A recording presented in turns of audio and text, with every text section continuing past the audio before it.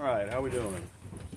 I want to go over what I call the slip and clip method for leashing up and unleashing aggressive or anxious dogs. This is something that I think everybody should know. Something that I try to teach to everybody I can, yet I haven't found a lot of info out there on it, as I've told many of you. So I want to do one comprehensive video on it, and then I can send it out to everyone, and it'll be there when needed. All you're going to need is a slip lead, most important tool that we use, if you want to call it a tool. 1/4 inch thick, 5 feet long, and then I forget to mention this sometimes, but a spring-loaded stopper is second in importance to the thickness. If you can only find one that's 6 feet long, that's fine, but make sure that it's at least 1/4 inch thick and spring-loaded stopper. I've used hundreds of these, and the ones without it, they slide very easily open.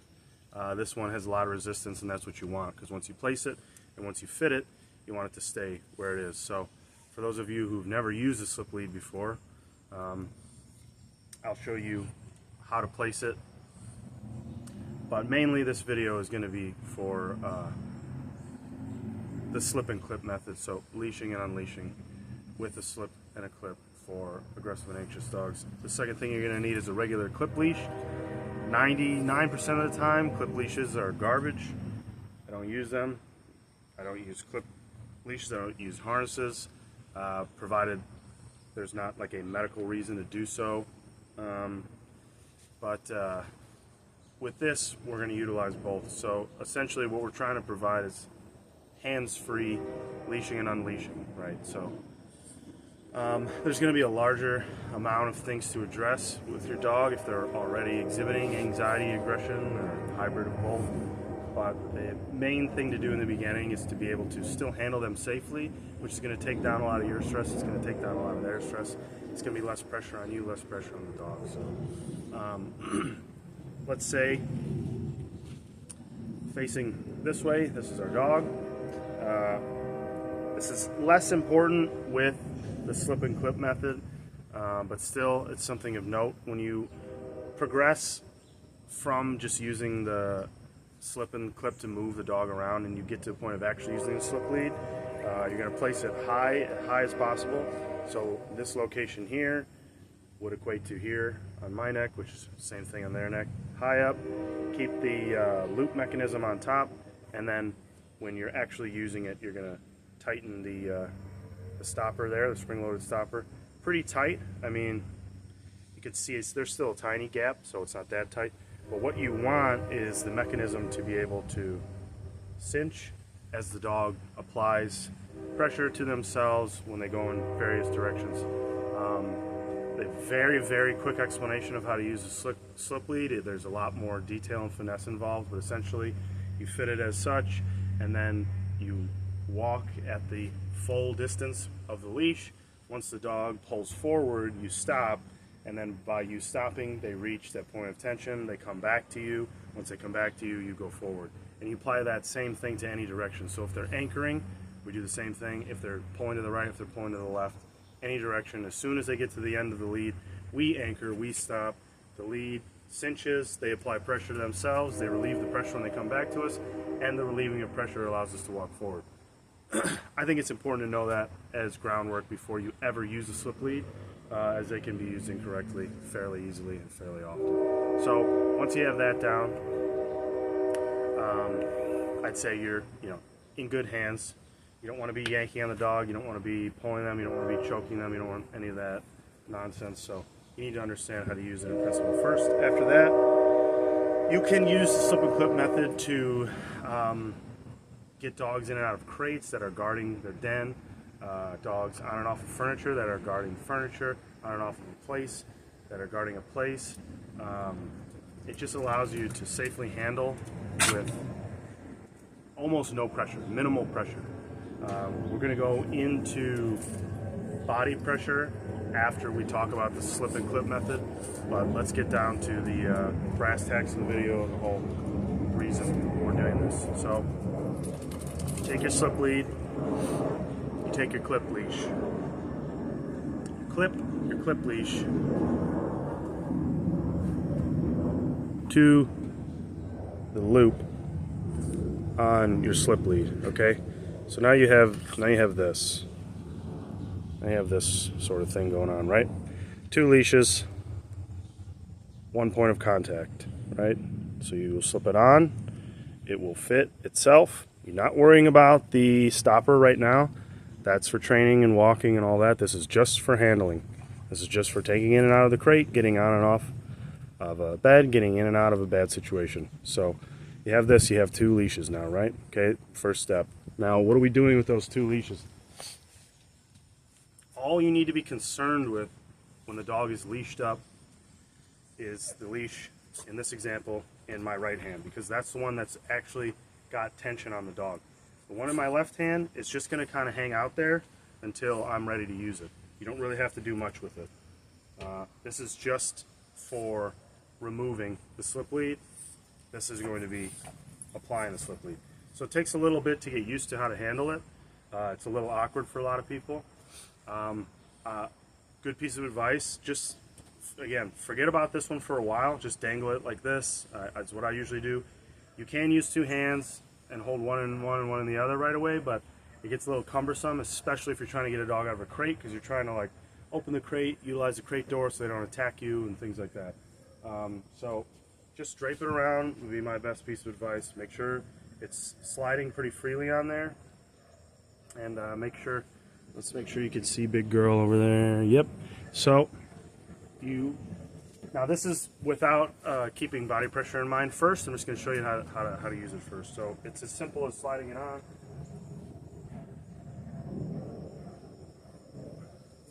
And walking. Now, the one that's controlling the dog right now is the blue one. The black one is not doing anything at this moment. I'm just holding it because, I mean, I was draping it around. You could leave it like that too, that's fine, whatever you want to do. But if she pulls, it's going to fall down and I don't want her to get tangled up with her. So right now, I just slid it on, that's it. So she's walking freely, she's walking really weird, she's a weird dog, but she's secured, right? She's got a lead on, she can't escape from it, and more importantly, I'm not in any way, shape, or form in harm's way. Now, she got excited to see me and kind of rolled over and made it a little bit hard to slip over her neck. Most of the time it's not going to be that hard because we're talking about anxious and aggressive dogs. So the neck's going to be out, the head's going to be out, they're going to be barking, growling. You just slip it on and move on. So when it's engaged, you're going to be focused on using the blue one. Now to disengage it, it's the exact opposite. You're going to focus on only the black one, you're going to let the blue one go. What that's going to do is open up the loop mechanism. It's going to slide right off and you walk away. Place.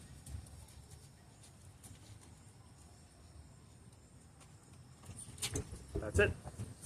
Hands free. Slip and clip method. I did not need to touch that dog the entire time. I can't stress how fundamental I think this is to training, to dog handling, dog ownership. Anybody that's got a dog with a little bit of aggression or anxiety going, it's really something that should be more well known. Again, she gets all squirrely when I approach her, so you know, she likes to have the belly rubbed and all that nonsense. So I had to get a little bit closer to her than I normally would a dog that's aggressive, but still trying to keep this loop as large as possible. That gives you, right, the most distance from the dog. So little guy down here, right, he's all the way down here. I can loop it and drop it, and I didn't have to touch him whatsoever, right? So that big loop, as long as you get the chin in, that's great. Then you drop the mechanism on the top, and then it falls off, and whenever you want to take it off, grab the clip, slides right off. But as long as you're holding that blue one, when you're engaged with the dog, when the mechanism is applied, it's never going to slip off. It's not possible. That's just not how it works. As soon as this goes on, the dog, and we drop it, it goes there. And now anytime they pull in any direction, it just cinches. So they can pull, they can try to back out of it, it's not going to come out. The only time I see mistakes with these is if people fumble and accidentally hold the black one at the same time, and then what that does, since it will be attached to the loop mechanism, is it will hold it open a bit more than it should, and they can back out of that. So drop that black one entirely, the whole thing will fall down, and you're good to go. I want to move on and quickly talk about body pressure when we're leashing up anxious and aggressive dogs. A lot of people want to talk to them. A lot of people don't realize that their forward posture is coming off aggressively, their gestures and gesticulations are coming off aggressively, their tonality may be wrong, stuff like that. So I want to go over that really quickly too, because it applies greatly. So regardless of if the dog is being aggressive or if the dog is being anxious, the number one thing that we want to restrict are vocalizations. We don't need to be trying to coo and soothe the dog, and we definitely don't need to be trying to correct the dog, because the dog is already in a state of agitation as it is, and it's defending itself, and it's fighting you and fighting its own better judgment. We don't need to add to that. But we need to be very cognizant after we remove the vocalizations of our body pressure. Vocalizations are more for us. Some people, like I said, they'll go more towards soothing, so the dog will start growling, let's say. Let's use example of growling, whether it's from anxiety or aggression. It applies the same to both. Let's say the dog's growling. 50% of people will go, no, it's okay, Jasper, it's okay, buddy. That's the wrong thing to do. The other 50% will go, hey, knock it off, stop growling. That's also the bad thing to do. Both of those are wrong for two different reasons. The soothing is wrong because all dogs are listening to are tones.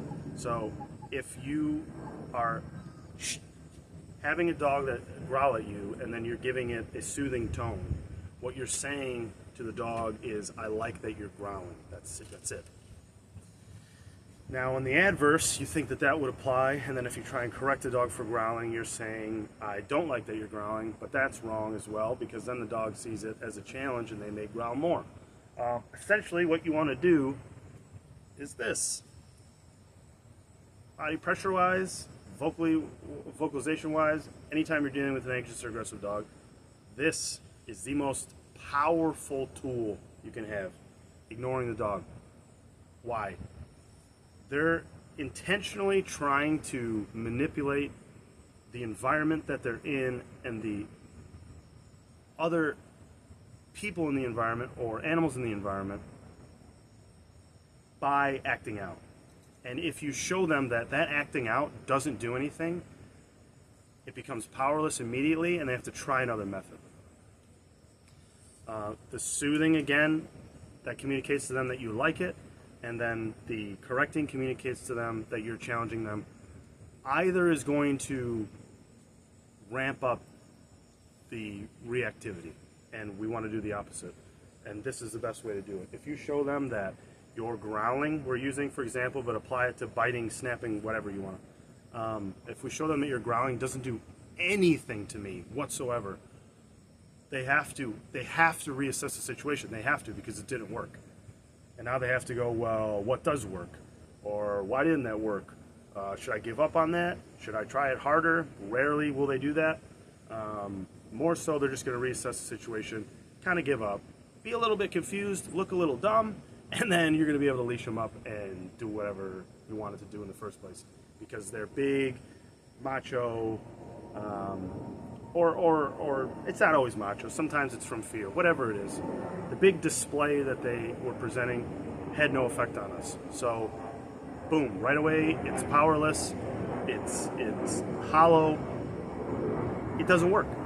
So, quickest way to end that in the dog's mind is to ignore them. That's really hard to do, I understand that, especially when we have bigger dogs that are more aggressive and they're right there in your face and they're growling and they're baring teeth. For you to just sit here and go, yeah, I don't really care about anything you're doing, and then grab the slip and clip and lead them up and then go walk around, I mean, that's going to shut them down really fast. So it matters how we sound, a lot, so much so where I would say do not make any sounds. Once the dog starts reacting, just nothing. Don't try and soothe it, don't try and correct it. Don't worry about tone. Tone is a very fickle and difficult thing to get under wraps when we're talking about communicating interspecies. So just worry about body language. We're going to finish on body pressure, right? It isn't really body language because we're not dogs. It's more just body pressure with, I guess, a tinge of that. But what's most important is to neutralize. Neutralize yourself, neutralize yourself, neutralize yourself. No expressions on your face and no forward pressure on your body. Also no fleeting pressure. So I have right here an imaginary dog that's growling at me. We're using the same example. If he growls and I do this, dog wins, the growling worked. He noticed that micro movement on my shoulders and is going to continue growling. But just the same, if the dog growls and I do this, the dog's going to growl more. It's the same way where it affects the dog the same way that the vocalizations do when it's soothing, you know, when it's reinforcing negatively or positively, and that comes off as, you know, saying I like your growling, or the positive pressure comes off as a challenge. It's the same thing with our body itself. So we have to be more cognizant of that, because we actually have to use that because we got to leash up the dog that's growling at us, right? So the best way to do that, the best way to actually approach a dog that is being reactive, we'll just say reactive because that applies to anxiety or aggression. The best way to approach a dog that's reactive is not front facing. So she's sitting right there. Let's say she's on that cot right now, but she's growling at me, right? She's growling over and over. Don't touch me, get away from me. Dog noises, right? The last thing that you want to do is walk up like this. That's forward pressure, that's intimidation, that's aggression, that's a challenge. I don't want to do that. That doesn't mean that that's what that means to you, or you didn't mean it that way, I understand that, but that's what it means to dogs, dog to dog, and that's all we have to think about. Who cares about how we talk to dogs? It's about how dogs talk to each other, right? So if a dog was approaching another one and it heard it growl and it heard it do all that, what would they do? They wouldn't continue to walk straight at it like this, like a robot, and try to leash it up. What they would do is approach from the side. Think about a beam coming straight out of your chest to your dog. We don't necessarily have that to that degree in human-to-human socialization, but in dogs they do. So just think about this. Anytime you're facing forward, there's a beam coming straight out of your body, and that beam is red hot and it's applying pressure to your dog. So I don't want to aim it at them, and I don't want to apply more pressure. What I want to do is aim it to the side. This is showing them that I'm not submitting to them, but I'm not applying pressure to them, and I'm also not trying to add any confrontation in the situation. I'm here, I'm a neutral dog, everything's good. Here would be full submission, here would be full aggression, right? So you want to approach the dog from the side, not from the side, you want to approach the dog sideways, and then you want to leash up like this. Okay, I'm not leaning back, I'm not leaning too far forward either. I was only making noise because I'm instructing. Normally I wouldn't have made a sound. Put the lead on. Don't show them that the growling affects you, the biting affects you whatsoever. Put the lead on and walk away. That's it. And then when they go to wherever they're supposed to go, instead of just leaving it and letting it dangle and then playing that game where you got to get close to their neck and try and grab it, you pull the clip and it falls right off. So again, she's in another good spot to do one more body pressure example. I'm going to do this one exactly how I would if she was aggressive. I'm not going to talk to you. I'm not going to talk to anybody. This is what your face should look like. This is where your body should be directed. This is how your hands should move. This is how the slip and the clip should work.